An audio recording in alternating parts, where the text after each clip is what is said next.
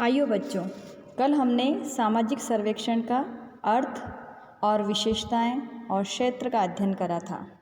आइए आज हम देखते हैं सामाजिक सर्वेक्षण के प्रकार। विषय वस्तु, प्रकृति, समय, उद्देश्य आदि के आधार पर सामाजिक सर्वेक्षण के विभिन्न प्रकारों का उल्लेख अलग अलग विद्वानों ने अपने अपने ढंग से किया है। जैसे अब हम वेल्स को ही ले लें।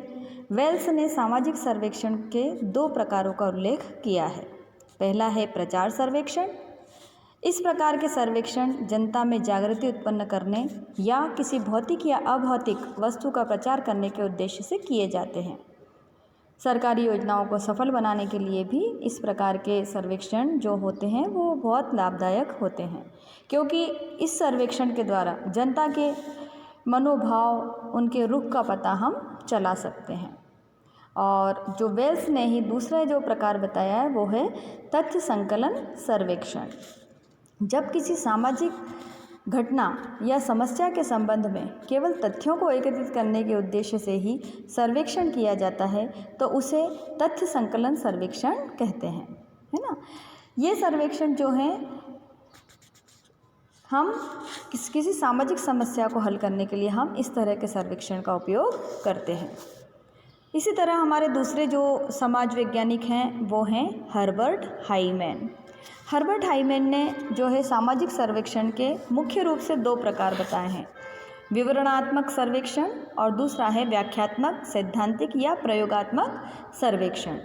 तो विवरणात्मक सर्वेक्षण को में अगर हम लें तो इसमें है वो सर्वेक्षण जो किसी सामाजिक घटना, सामाजिक व्यवस्था, सामाजिक व्यवहार, प्रतिमान, आदत आदि के बारे में जो हमें विश्लेषण प्रस्तुत करवाता है, उसके विश्लेषण को जानने के उद्देश्य से जो हम सर्वेक्षण करते हैं वो होता है विवरणात्मक सर्वेक्षण।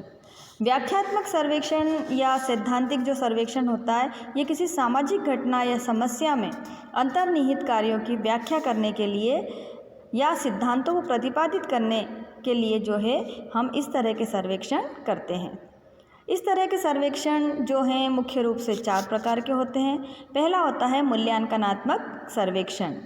ऐसे सर्वेक्षण का तात्कालिक प्रयोजन यह होता है कि अध्ययन द्वारा खोजे गए कारकों के ज्ञान को हम सामाजिक घटना या समस्या में आवश्यक सुधार के लिए जो है हम इस तरह के सर्वेक्षण को करते हैं।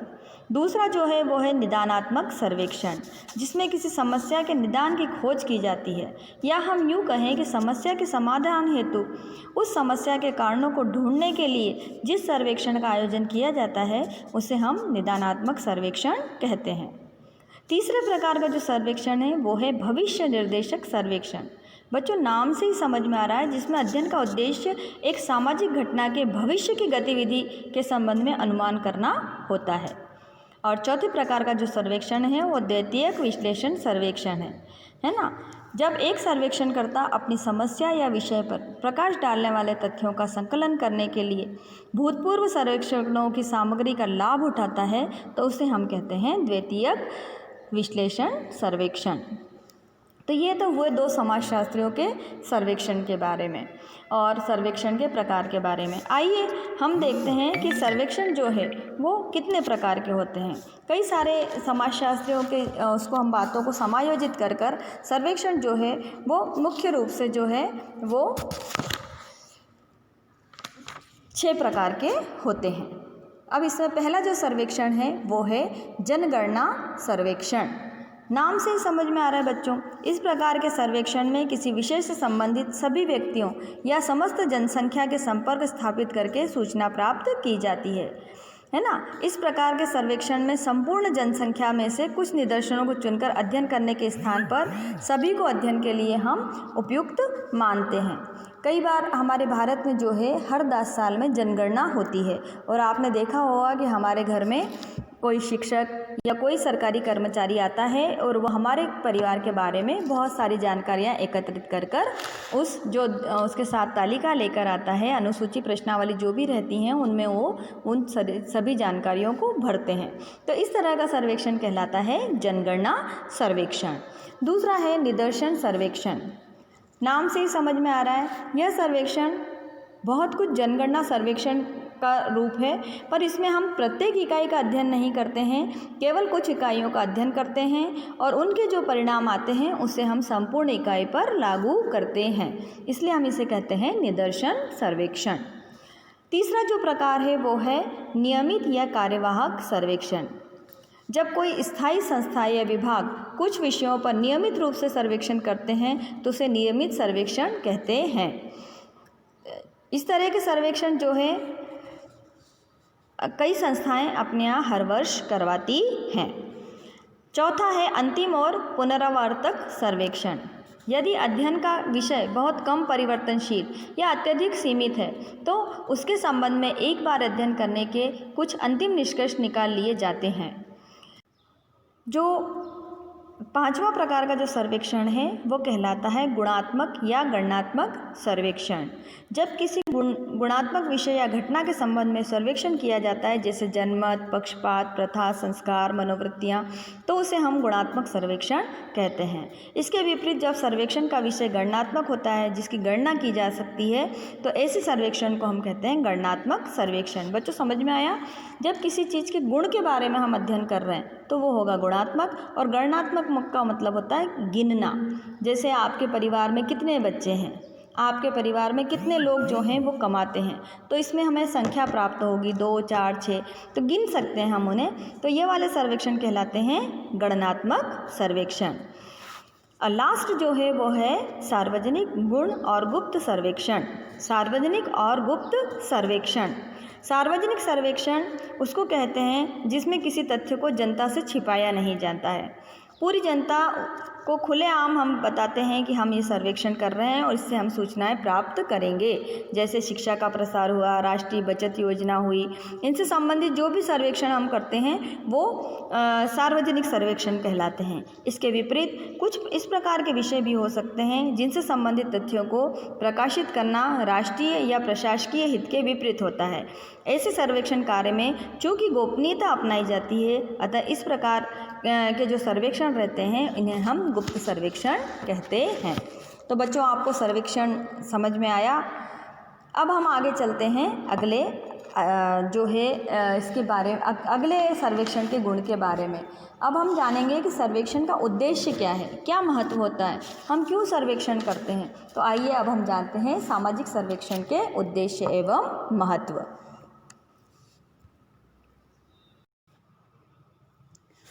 सामाजिक सर्वेक्षण के उद्देश्य एवं महत्व। सामाजिक सर्वेक्षण की प्रकृति के संदर्भ में यह कहा जाता है कि इसके उद्देश्यों की परिधि बहुत सीमित होती है। मोटे तौर पर ज्ञान प्राप्ति, समस्या का समाधान या समाज कल्याण की परियोजना को प्रस्तुत करना सामाजिक सर्वेक्षण के 3 प्रमुख उद्देश्य होते हैं। कुछ सामान्य और विशिष्ट उद्देश्य भी हो सकते हैं। श्री मोजर ने अपने शब्दों में कहा भी है कि सर्वेक्षण जनजीवन के किसी पक्ष पर प्रशासन संबंधी तथ्यों को जानने की आवश्यकता की पूर्ति के लिए या किसी कार्यकरण संबंध की खोज करने के लिए या समाजशास्त्री सिद्धांत के किसी पक्ष पर नया प्रकाश डालने के लिए किया जा सकता है।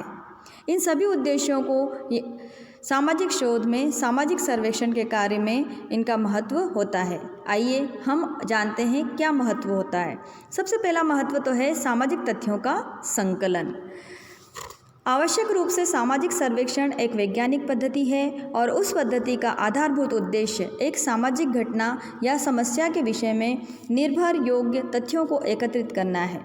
सामूहिक जीवन से संबंधित विभिन्न पहलुओं और व्यवहारों के संबंध में गणनात्मक आंकड़ों का संकलन सामाजिक सर्वेक्षण का प्रमुख उद्देश्य होता है। इसमें हम आर्थिक स्थिति, रहन सहन की दशाएं, परिवार की रचना, जनसंख्या की प्रकृति, वैवाहिक स्थिति आदि विषयों पर सूचना एकत्रित कर पाते हैं।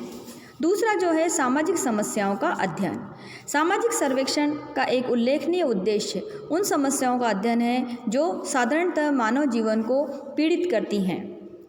कौन कौन सी सामाजिक समस्याएं, कुछ को आप जानते भी हैं बच्चों, जैसे गरीबी, बेरोजगारी, गंदगी, बीमारी, अभाव, अशिक्षा, अपराध, बाल अपराध, वेश्यावृत्ति आत्महत्या, है ना, भिक्षावृत्ति, इस तरह की जो सामाजिक समस्याएं हैं जो मानव के दुख दर्द को मुखरित करती हैं, सामाजिक सर्वेक्षण अपने हृदय से इन दुख दर्दों को अनुभव करने का प्रयत्न करता है और इन समस्याओं के अंदर घुसकर उनके अंतर्निहित कारणों को जानने का प्रयत्न भी यह करता है। तीसरी जो है श्रमिक वर्ग की दशाओं का अध्ययन। आज यह अनुभव किया जा रहा है कि सामाजिक जीवन से संबंधित अधिकांश गंभीर समस्याओं का दर्शन श्रमिक वर्ग में अत्यंत स्पष्ट रूप से होता है। इसलिए सामाजिक सर्वेक्षण का विशेष ध्यान श्रमिक वर्ग की दशाओं तथा समस्याओं पर होता है। इसके दो प्रमुख कारण भी हैं बच्चों। पहला तो यह कि श्रमिक वर्ग की दशाओं के अध्ययन के साथ साथ उच्च वर्गों का भी अध्ययन करना जरूरी हो जाता है, क्योंकि इसके बिना तुलनात्मक रूप से श्रमिकों की स्थिति को हम स्पष्ट। चौथा जो है वो है कार्यकरण संबंधों की खोज। सामाजिक सर्वेक्षण सामाजिक घटनाओं का अध्ययन करते हुए उन घटनाओं में अंतर्निहित कारणों को ढूंढने का प्रयत्न करता है, क्योंकि इसकी प्रथम मान्यता यही है कि प्रत्येक सामाजिक घटना का कोई न कोई कारण अवश्य ही होगा। सामाजिक घटनाएं आकस्मिक नहीं होती, उनमें नियमितता होती है और इसलिए उनमें अंतर्निहित कारणों को ढूंढा जा सकता है। इसी कार्यकरण संबंधों को खोजना सामाजिक सर्वेक्षण का एक महत्वपूर्ण उद्देश्य होता है, क्योंकि इसके बिना कोई अध्ययन वैज्ञानिक यथार्थता को प्राप्त नहीं कर सकता। जो पांचवा महत्व है या उद्देश्य है सामाजिक सर्वेक्षण का, वो है सामाजिक सिद्धांतों की पुनः परीक्षा। सामाजिक सर्वेक्षण का एक और उल्लेखनीय उद्देश्य जो है वो सामाजिक सिद्धांतों की पुनः परीक्षा करना है, क्योंकि समाज परिवर्तित होता रहता है, समाज की समस्याओं में भी परिवर्तन होता रहता है। जब कोई सिद्धांत बनाया जाता है, उस सिद्धांत को बने हुए कई समय हो जाता है, तो फिर वो सिद्धांत पूर्णतः नई समस्याओं पर हम उस सिद्धांत को लागू नहीं कर सकते हैं। अतः सामाजिक सिद्धांतों की पुनः परीक्षा कर कर उन सिद्धांतों में सुधार भी सामाजिक सर्वेक्षण के द्वारा किया जा सकता है। छठा जो है वो है प्राकल्पना का निर्माण और परीक्षा। बच्चों, आप जानते हैं कि सामाजिक शोध में प्राकल्पना अत्यंत आवश्यक होती है। बिना प्राकल्पना या उपकल्पना के हम एक कदम भी आगे नहीं बढ़ सकते। प्राकल्पना क्या होती है यह हम अगले अध्यायों में जानेंगे। आपको पूरी तरह से इसे समझाएंगे कि प्राकल्पना वास्तव में कैसी होती है और किस तरह इसका निर्माण किया जाता है। पर अभी हम सामाजिक सर्वेक्षण के महत्व को जान रहे हैं, तो सामाजिक सर्वेक्षण का एक उद्देश्य या महत्व होता है प्राकल्पना का निर्माण और उसकी परीक्षा करना। जब प्राकल्पनाएं निर्मित हो जाती हैं तो उसका परीक्षण भी जो है सामाजिक सर्वेक्षण के द्वारा ही किया जाता है। सामाजिक सर्वेक्षण में तो प्राकल्पना अत्यंत जरूरी नहीं होती, लेकिन सामाजिक शोध के लिए यह बहुत बहुत बहुत ज़रूरी होती है, नहीं तो हम सामाजिक शोध या अनुसंधान का कार्य कर ही नहीं सकते हैं। सातवां जो है वो सामाजिक समस्याओं का समाधान और समाज सुधार। तो जब सामाजिक सर्वेक्षण को कुछ व्यावहारिक या कल्याणकारी उद्देश्य भी होते हैं। सामाजिक सर्वेक्षण एक समस्या से संबंधित तथ्यों के आधार पर उसके कारणों को इस उद्देश्य से भी ढूंढने का प्रयत्न करता है कि उस समस्या का समाधान किया जा सके। इस अर्थ में सामाजिक समस्याओं के समाधान की खोज भी सामाजिक सर्वेक्षण का एक उल्लेखनीय उद्देश्य है। इतना ही नहीं, सामाजिक सर्वेक्षण द्वारा प्राप्त ज्ञान के आधार पर समाज कल्याण की एक रचना परियोजना को भी प्रस्तुत किया जा सकता है और यह भी एक सामाजिक सर्वेक्षण का उद्देश्य होता है। तो बच्चों, ये तो हुए सामाजिक सर्वेक्षण के उद्देश्य, है ना। इसे हम ये भी कह सकते हैं कि ये सामाजिक सर्वेक्षण का महत्व भी यही है। तो अगर आपको उद्देश्य पर आए प्रश्न लिखने को या महत्व पर, तो आप इन बिंदुओं को जो है इन बिंदुओं के आधार पर सामाजिक सर्वेक्षण के बारे में आप लिख सकते हैं। अब हम जानते हैं कि सामाजिक सर्वेक्षण की प्रक्रिया कैसे होती है।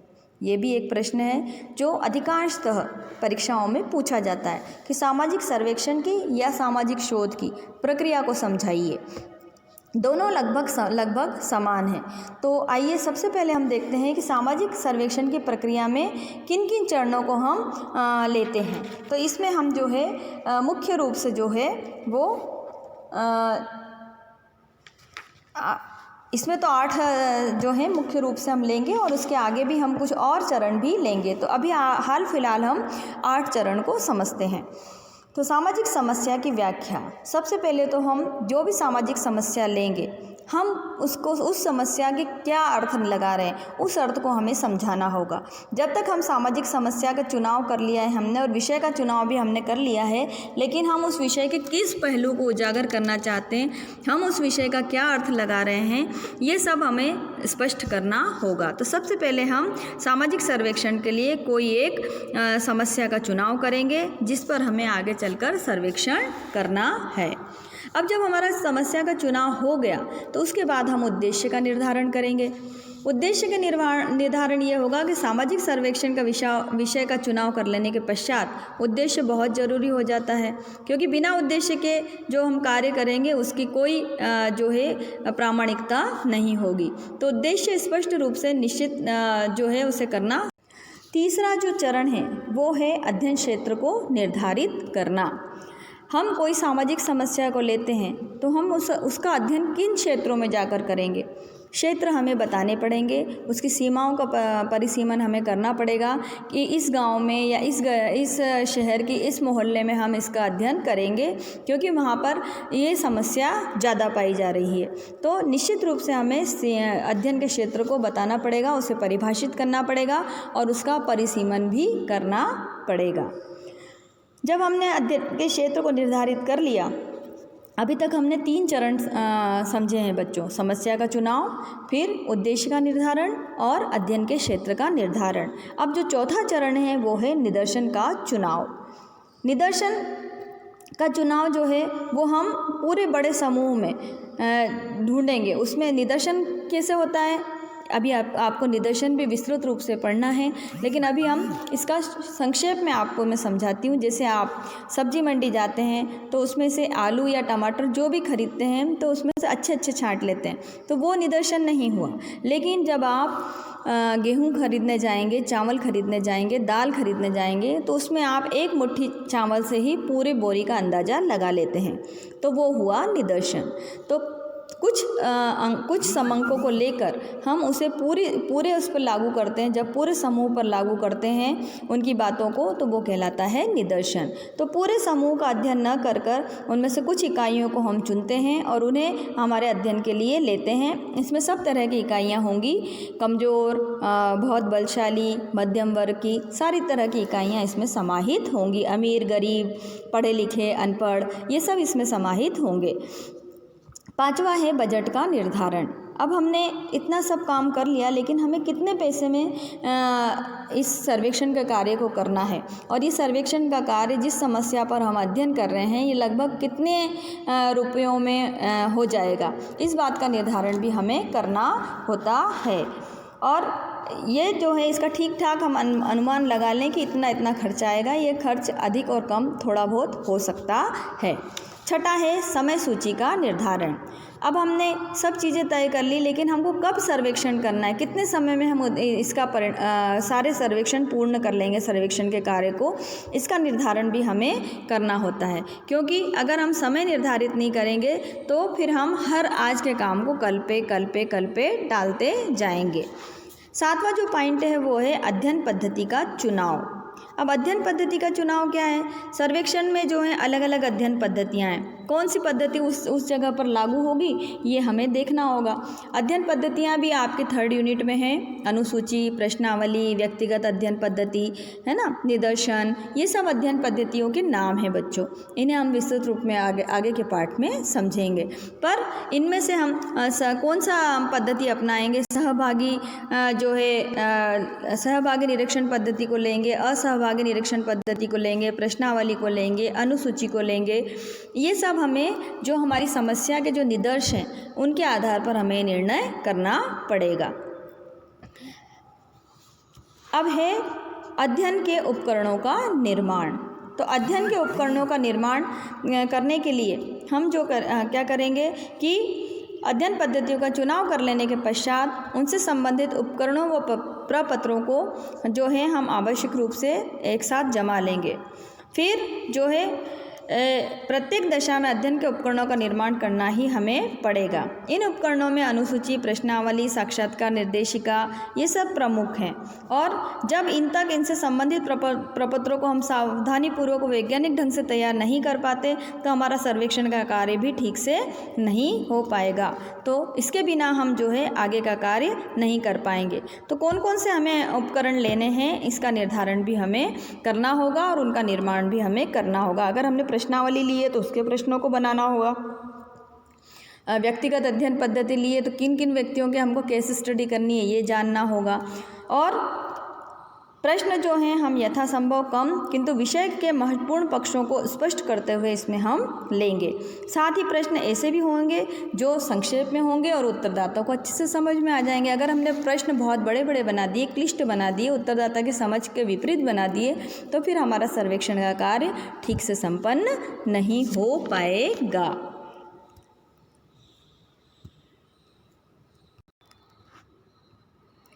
नवा जो बिंदु है वो है हमारा कार्यकर्ताओं का चुनाव और प्रशिक्षण।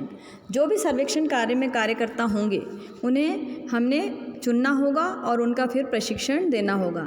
इसके लिए हमें उन कार्यकर्ताओं की आवश्यकता होगी जो ईमानदारी से, योग्यता, लगन से परिश्रम करने की इच्छा रखते हों और जिनमें धैर्य, लगन और दूरदृष्टि हो। ऐसे कार्यकर्ताओं को हम अपने सर्वेक्षण कार्य के लिए चुनेंगे और फिर उन्हें हम प्रशिक्षण देंगे कि कैसे जाकर आपको समाज में लोगों से मिलना है, किस तरह से उनसे जानकारियाँ निकलवानी है ये सब, और प्रश्नावली या अनुसूची को किस तरह से भरना है, उसका उपयोग किस तरह से करना है, इन सब की जानकारी हम उन्हें देंगे।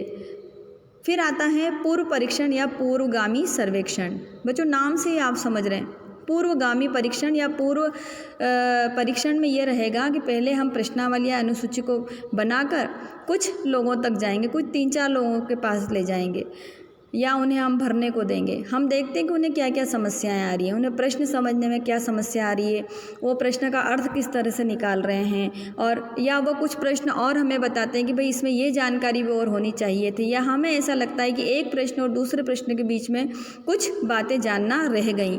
तो ऐसे इन सब प्रश्नों के उत्तर को जानने के लिए, इन सब समस्याओं को जानने के लिए सर्वेक्षण की हम पूर्वगामी परीक्षण करते हैं।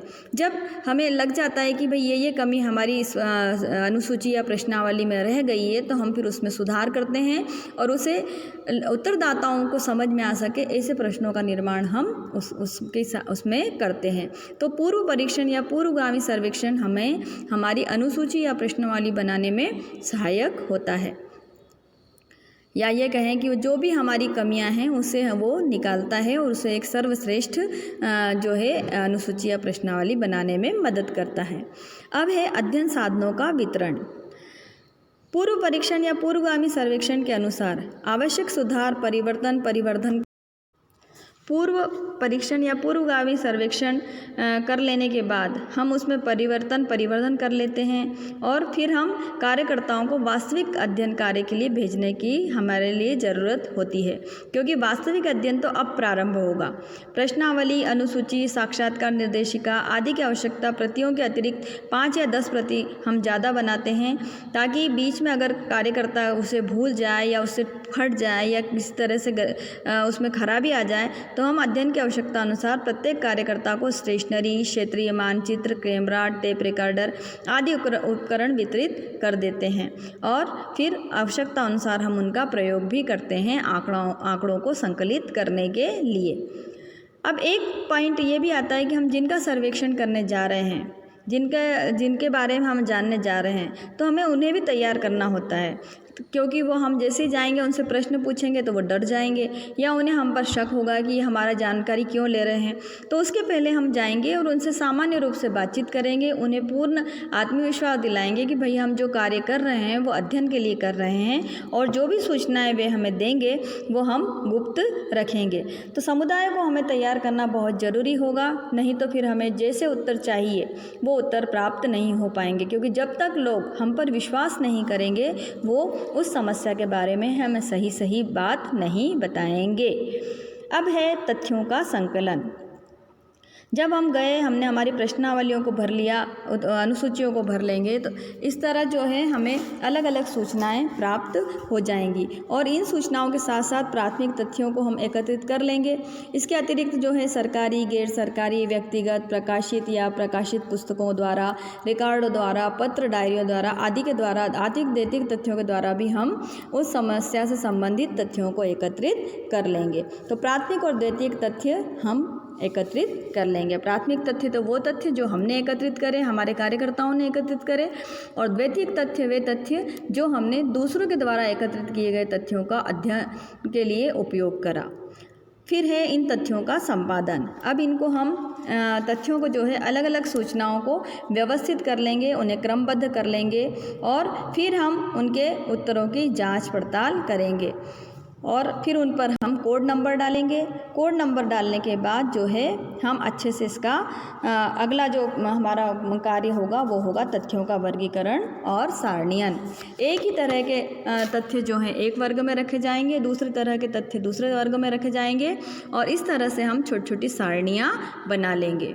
जब तथ्यों का संकलन हो जाएगा, उनका सारणीयन हो जाएगा, तो फिर हमें ज़रूरत रहेगी उनके विश्लेषण की और निष्कर्ष पर पहुँचने की।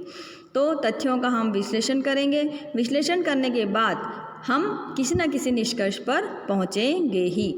निष्कर्ष पर पहुँचने के बाद हम रिपोर्ट तैयार करेंगे और उस रिपोर्ट का फिर प्रकाशन करेंगे। तो इस तरह जो है हम जो है सामाजिक सर्वेक्षण के कार्य को, प्रक्रिया को हम पूरा करेंगे। तो बच्चों, आज आपने समझा कि सामाजिक सर्वेक्षण जो है वो उनके प्रकारों को हमने जाना, सामाजिक सर्वेक्षण के उद्देश्य क्या होते हैं, महत्व क्या होते हैं, इन्हें जाना। साथ ही साथ सामाजिक सर्वेक्षण के मान लो या सामाजिक शोध के मान लो, चरण दोनों के एक ही होते हैं। तो उनके चरणों को जाना कि किस तरह हम सर्वेक्षण का कार्य या सामाजिक शोध का कार्य करेंगे। सर्वेक्षण में यह है बच्चों कि एक से ज़्यादा व्यक्ति हो जाते हैं, जबकि शोध में एक या दो व्यक्ति ही शोध का कार्य करते हैं। सर्वेक्षण जो है वो बहुत समय लेता है।